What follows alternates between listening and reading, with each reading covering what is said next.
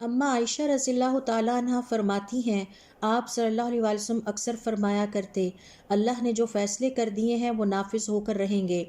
ایک اور روایت کے مطابق آپ صلی اللہ علیہ وسلم نے ابن مسعود رضی اللہ تعالیٰ عنہ سے فرمایا،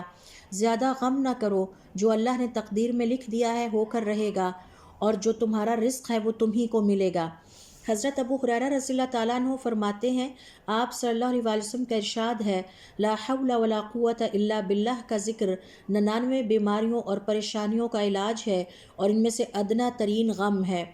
ترمذی کی روایت کے مطابق انس رضی اللہ تعالیٰ عنہ کہتے ہیں، آپ صلی اللہ علیہ وسلم نے فرمایا، اللہ تعالیٰ جب کسی قوم سے محبت کرتا ہے، اسے آزمائش میں مبتلا کرتا ہے، تو جو اللہ سے آزمائش میں بھی راضی رہا، اللہ اس سے راضی ہوگا، اور جس نے اللہ کے فیصلے پر غم و غصے کا اظہار کیا، اللہ تعالیٰ اس سے ناراض ہوتا ہے۔